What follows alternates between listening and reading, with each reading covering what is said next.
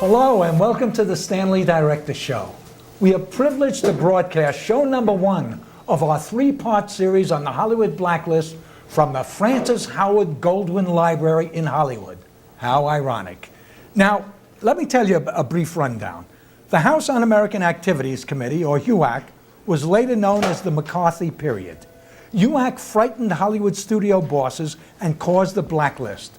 Its first victims of hate and intimidation were the Hollywood 10, who were subpoenaed to Washington, D.C. to testify in 1947 about their membership in the Communist Party. They pleaded the First Amendment. Now, a few years later, our distinguished guests were named and blacklisted as communists. Jean Rouverole started her career as an actress at MGM. She's written screenplays and fiction and nonfiction. Jean was married to the blacklisted screenwriter Hugo Butler. Her book is called Refugees from Hollywood. Bernard Gordon was a story editor at Paramount. He's a screenwriter, producer who wrote such films as 55 Days at Peking, the original The Thin Red Line, and his book is Hollywood Exile. Oliver Crawford was an actor on Broadway who became a playwright, screen and television writer. He wrote Quincy, Starsky and Hutch. Oliver's play is called Ollie, Folly, and the Blacklist. Robert Lees was a dancer and actor at MGM. As a screenwriter with his collaborator Fred Rinaldo, they wrote Robert Benchley shorts and Abbott and Costello movies. Now, on show number 1, our guests will discuss their lives before the blacklist. On show number 2, how they got blacklisted and its effect. Show number 3 will be about their life after the blacklist. So, Jean, can you take us back to another time and tell us how and why you got involved with the Communist Party? Gladly. And I hope that you'll excuse me for using cue cards. I'm turning 85 next month, and doggone it, my memory isn't worth a darn. So I need help. Anyway, the day that Waldo Salt, who was then a junior writer at Metro, introduced me to his office mate, Hugo Butler, it was, I think, sometime in November of 1936. I just gotten back to Hollywood from my second Broadway flop. One lasted 3 weeks, one lasted 2. So much for theater. And at barely 17, I had been quote, discovered in a play in the Pasadena Playhouse and signed to a Hollywood contract, which I didn't really want. I took theater seriously, but I thought movies were just a loused-up version of plays.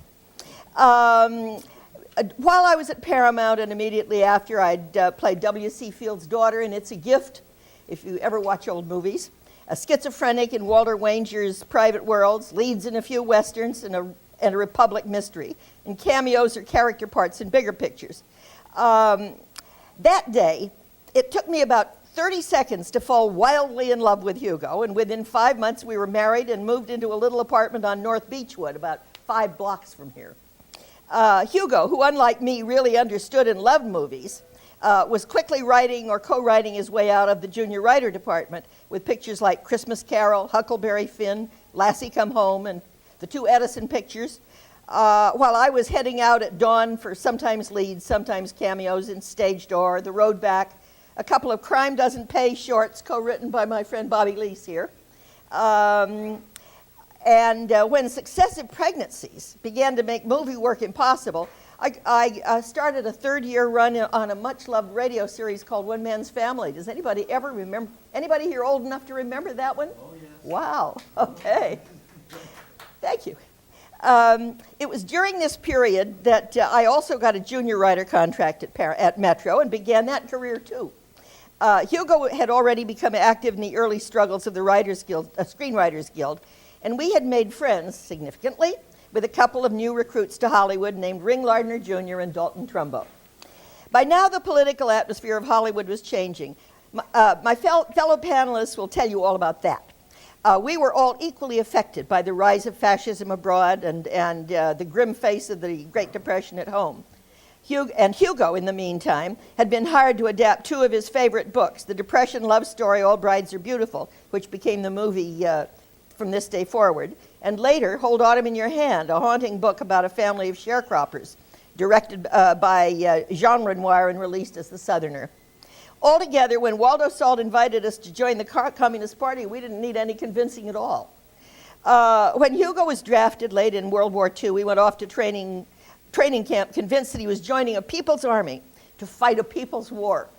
Think how long that lasted. Just about the time it took for him to get through basic training. Boy, was he anxious to come home. When the birth of our third child made him eligible for release, he was only too happy.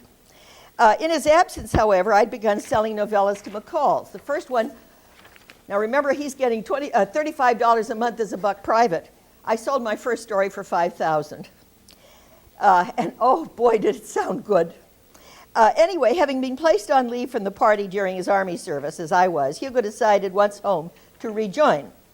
But about my rejoining, he said, listen, with 3 kids, the radio job, the PTA, and your writing, Christ, I'd never see you.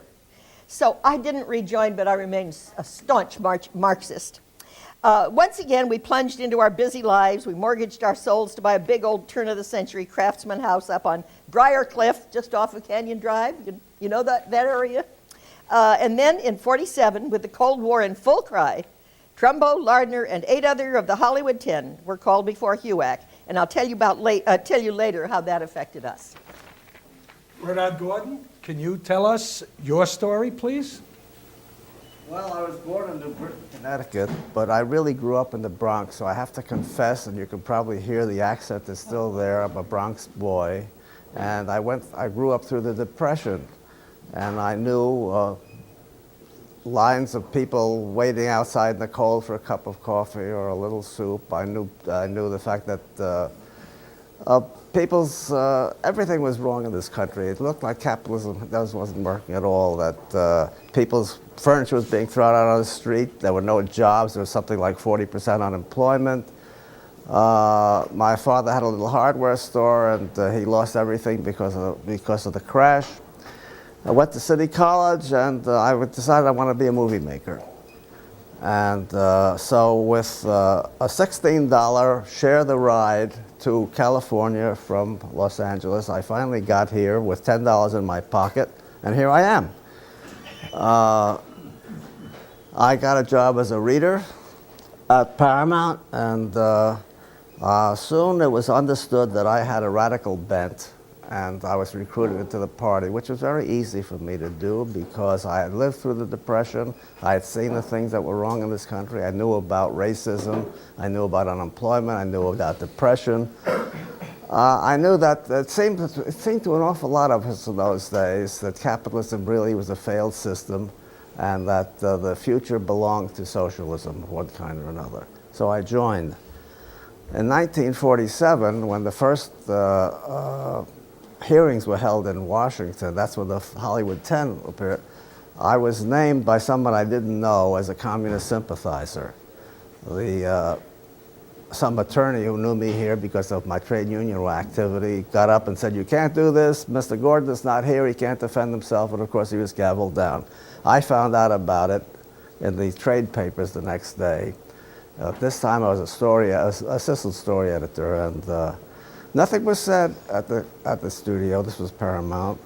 Until a couple of months later, and in the end of December, when my wife and I were expecting our first child, I got a Christmas present of having been fired after 7 years I consider myself prematurely blacklisted. I'm the first person I know who was actually fired for political reasons in this town. On our next show, we're going to cover the full blacklist. Oliver Crawford, can you please tell us what it was like before you were blacklisted? Well, I was born and raised in Chicago during a tough period when there was an attempted Capone takeover of the dairy industry. My father was a milkman, and he was one of the organizers of the American Federation of Labor in that city. As a 14-year-old boy, I would help him out. We had these big wagons with these Clydesdale horses you see pulling beer, and he carried a gun. And I was terrified. Now, in those days, you've got to understand there were no unions, no minimum wage, no pensions, no Social Security, no Medicare, none of the things we knew about. Strictly a laissez-faire system. I can recall working in a department store from 9 in the morning until 9 at night for $1.75.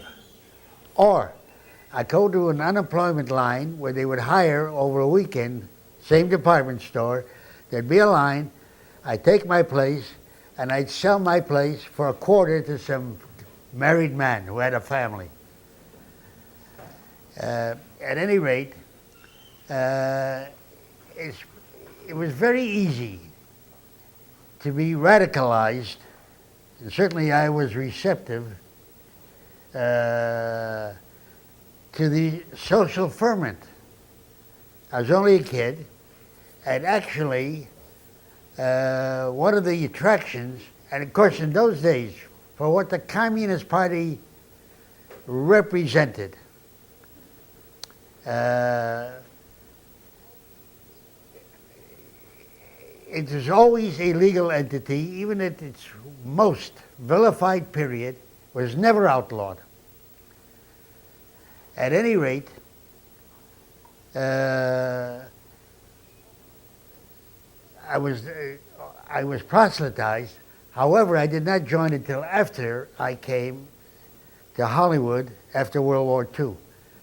But during those formative years in Chicago, I did hang around with people who lived in a world of paper, books, and ideas.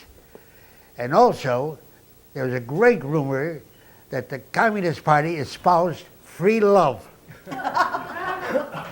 Well, I had juices, and that was certainly most attractive. Let me tell you, that's a base canard.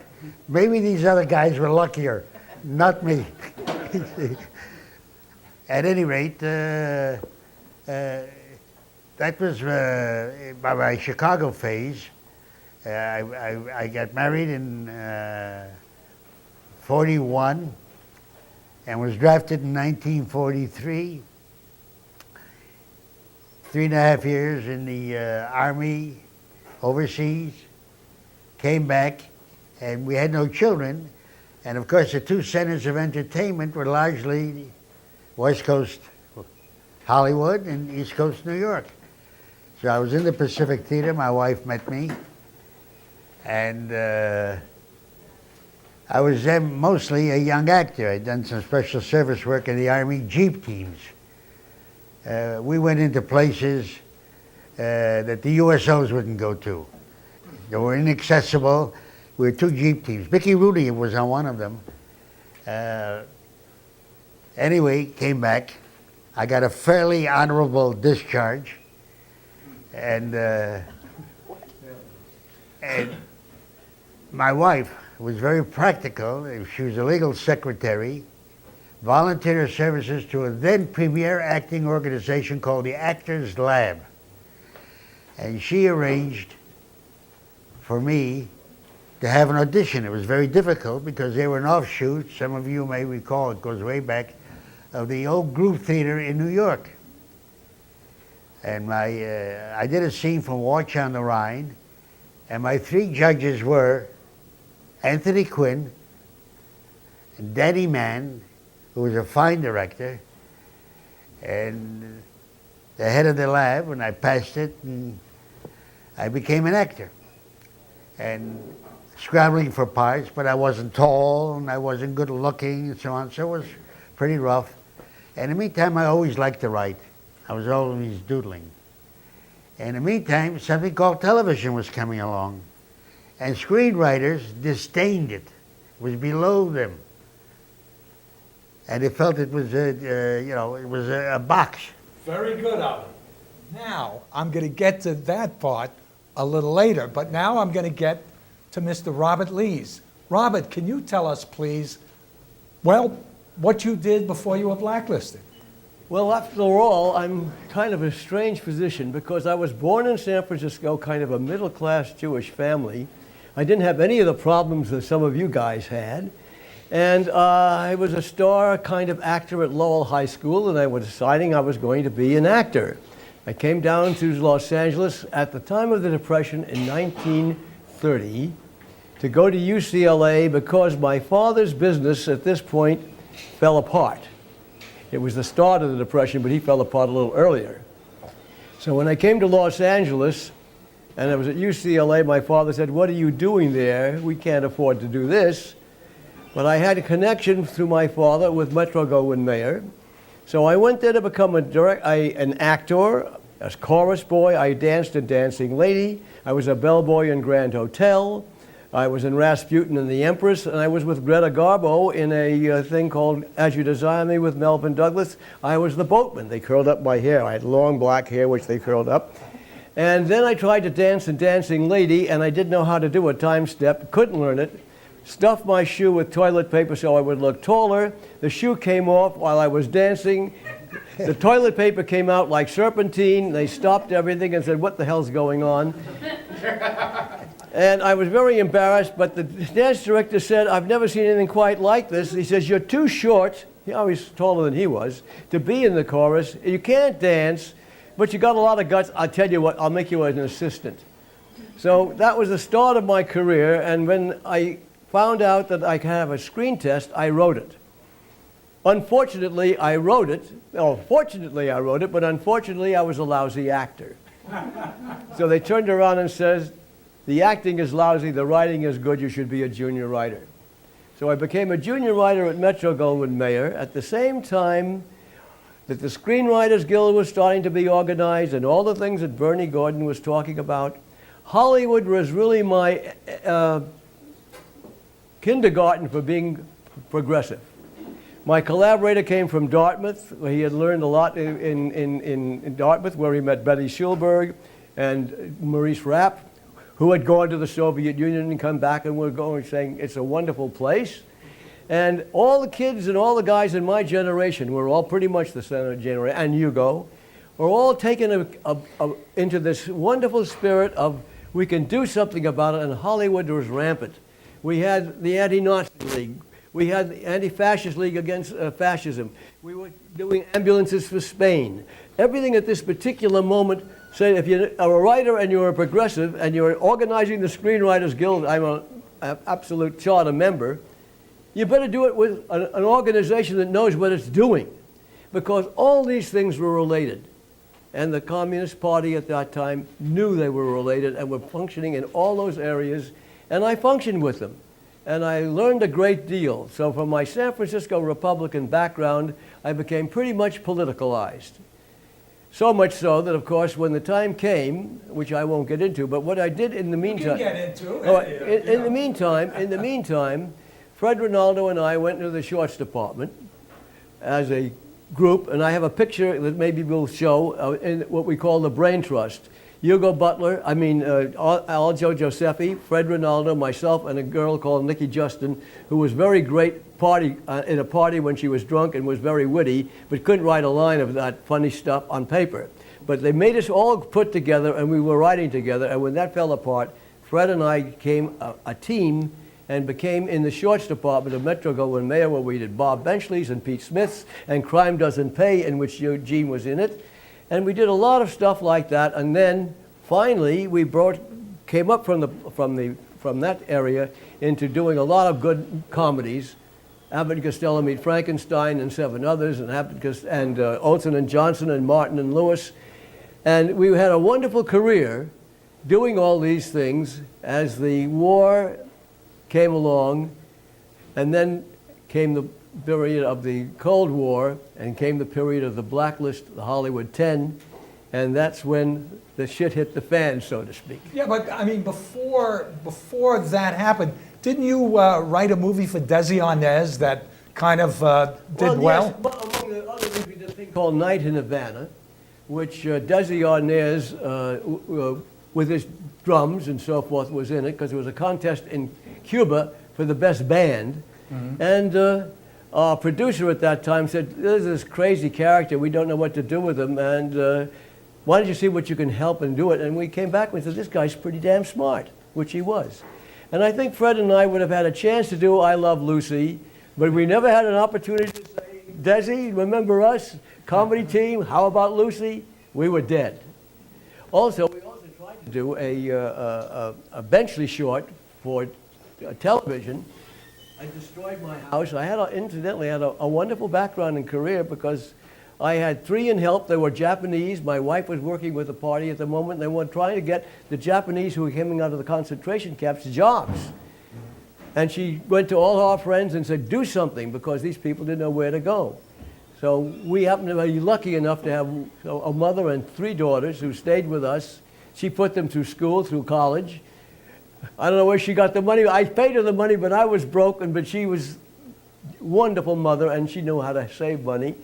So we had 3 in help, a Buick convertible, lots of credit, money in the bank, and I was supposed to overthrow the government by force and violence. I think this is pretty ridiculous. That is kind of pretty ridiculous. You know, I just want to make a note that we have a gentleman who is also blacklisted in the audience. And as a matter of fact, he's in a book called Tender Comrades, a very dear gentleman by the name of Julian Zimmett. And I wonder if we have that opportunity. We'll kind of take a little photo of Julian when we have that opportunity. Now, I would like to ask our audience out there if anybody has a question for our group on what they've heard so far. Yes, sir. Yes, my question is to anybody who wishes to answer it. Going through the prospectus, listening to what you said, I'm wondering where is, as part of your panel discussion, in terms of equality, the other side to the picture? We're talking about anti-fascism, Okay. anti-Nazism. Okay. What about anti-communism, Yeah. one of the greatest evils besides Nazism? Okay, this gentleman asked and poses a very good question. Where is the opposition to this panel on anti-Nazism, anti-fascism, and Oliver, you wanted to answer that? I'm sure they can answer. Don't confuse the later climate with what existed then, the social ferment. It was not Cold War. That was invented after the war by Winston Churchill, depicted the Iron Curtain, and much later Ronald Reagan with the evil empire. Now you've got to understand, communism was in the forefront of virtually every social advantage that we have today, and I'm talking minimum wage. I'm talking the Wagner Act. What planet are you on? Hey, Communism wait, killed you more ask- people sir. than the Nazis ever This had a chance. gentleman, Stalin was a mass murderer. sir, hold on. Hold on, you asked the question. You Let- asked- let- I mean, you're saying, Oliver, well, what wonderful people these communists wait a minute. were. That's Okay. right. They were bad. No. This gentleman asks a good question. All right. Or we have discovered please. that Stalin was a son of a Oh, gun, we had and nothing all to of them do were with bad. Stalin. It was Let a I'd philosophy. like Robert Lees Oh, to I- address I- this gentleman over here. I think we have a man here who's really taking the other side vociferously without looking at what the situation still is really. The Roosevelt New Deal was considered communist because he did all these things that were supposed to be a traitor to his class. We were all people who remembered Roosevelt as saving the United States and capitalism. We were really with that same attitude of that time. As Ollie said, this was a very legal situation. There was a socialist party, there was a communist party, it was there for a long time. There was nothing illegal about it. We are not Russians. We are not spies. We are American citizens and considered what we were doing very loyal Americans. What came after to turn us into being villains has now been changed a little bit. You're a little behind the times because we did not inform, which we'll get into. We did not do these things. We felt that this country needed what was Roosevelt's program, and we were fostering it. There was nothing illegal. There was nothing dangerous. If we were to do bombing like that was done here, we would have been electrocuted. If we had done anything at all, it was illegal. We would have been taken by the police or by whoever it would be. We didn't. We opened our mouths. That's all we did, and that was illegal during the McCarthy period because you could speak. Yeah. Bernard Gordon. Go ahead, I'd like Bernard. to remind the gentleman that, of course, he's entitled to his opinion, as I hope I'm entitled to mine. But when I joined the Communist Party in 1942, there was a war on. The Nazis were had already destroyed most of Europe and captured it. Roosevelt and America was sending planes and tanks and food and everything possible to the Russians to try to stop the Nazis. And in fact, it was the Russians under Stalin or whoever you like who did stop the Nazis. Now, if you prefer... They supported the Nazis up to 1941. After Operation Barbarossa, Sir, the Nazis... Sir. Well, I don't think you... I think you ought to get him... I think you ought to get him up here to be one of the Perhaps speakers. let him answer the They're question. part of the same mess with Hitler. Calm down, sir. We have... Calm down. No, You let's- may not be allowed to disrupt this meeting, sir. We're not trying to. Yeah. We're just No, you are. giving you What? We have- another opinion. Hold on, sir. 1 minute. Bernard, can you... You had your Okay. He's finished yours. Ladies and gentlemen, please bear with us. I would like Bernard and Jean and Oliver to address this gentleman. Bernard, continue, I simply please. wanted to point out that at the time most of us were joining the party and in the party, we were together with the majority of Americans in supporting the Russians in the war against Hitler. And in fact, it was the Russians who did defeat Hitler more than anyone else, if you remember. Now, our position in the party was then that capitalism, as I told you before, was in terrible shape. We were people who were for unemployment insurance, for helping people get jobs, for against racism. These are the things we were for. We were not for Stalin as such. Although, at that time, a great American writer went to the Soviet Union and said, I have seen the future and it worked. Well, it was wrong. It didn't work. We were wrong about some of these We things. are wrapping it up, folks. We're going to continue our conversation on our next meeting on the Blacklist. Right now, I want you guys, if you'll bear with us, to tune in for our next show about the Hollywood Blacklist when these folks were blacklisted, okay? So let me say good night, Godspeed, God love you, and let me keep talking to my wonderful guests because I am very surprised that we had a little outrage and a little frustration. Perhaps that's good. That's why this is America, because we can dissent.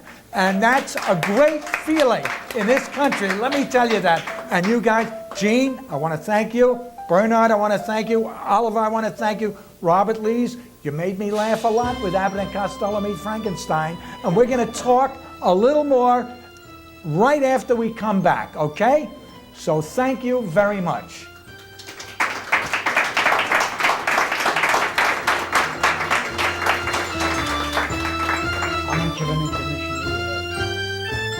Well, you know, I want to tell you something. Gene, you were a mother with 6 kids, and this is just mind-boggling that you were able to be a party member and you were able to... While I was busy. Oh, only 4 at the time. all those committees. Well, and Bernie, you have your wife and your kids and Ollie.